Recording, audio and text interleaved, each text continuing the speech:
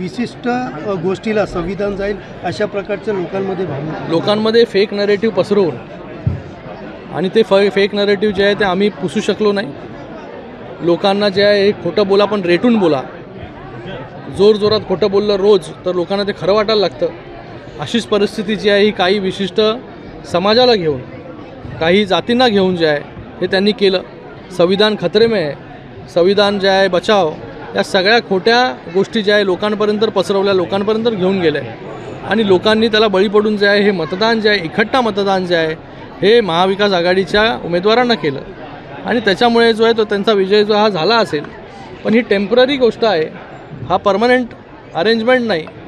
इथे लोकांची दिशाभूल जी आहे ही करून तुम्ही मतदान मिळवलेलं आहे। लोकांची दिशाभूल जी आहे ते एकदा करू शकतो, वारंवार जे आहे लोकांची दिशाभूल जी आहे तिथे होत नसते आणि येणाऱ्या विधानसभेला जे आहे हे महायुतीचे जास्तीत जास्त उमेदवार जे आहे निवडून येतील आणि पुन्हा महायुतीचं सरकार जे आहे महाराष्ट्रामध्ये येईल। मध्ये तर त्यांना अपेक्षा होतं की 40,000पेक्षा जास्त मताधिक्य मिळेल, पण लोकांनी त्यांची जागा जी आहे ती दाखवून दिली। तिथे फक्त 6,000 मताधिक्यांवरती ते आले आणि मला वाटतं त्यांना जे वाटत होतं की मराठी माणूस जो आहे तो त्यांच्याबरोबर आहे, पण मराठी माणूस जो आहे तो खऱ्या अर्थाने जो आहे शिवसेनेच्या बाजूने, धनुष्यबाणाच्या बाजूने जो आहे हा बाळासाहेबांच्या शिवसेनेच्या बाजूने उभा राहिला आणि त्यांनी ते जे आहे मतपेटीतून जे आहे दाखवून दिलं आणि म्हणूनच 19% जो वोट शेअर आहे जे मतदान शिवसेनेला पडायचं त्याच्यातून 14.5% जे आहे हे मतदान जे आहे खऱ्या शिवसेनेला, धनुष्यबाणाला इथे पडले। आता ते बघा पुढच्या वेळेस वरळीमध्ये ते उभं राहतात का नाही तोच एक मोठा प्रश्नचिन्ह आहे, का दुसरा मतदारसंघ शोधतात घाबरून।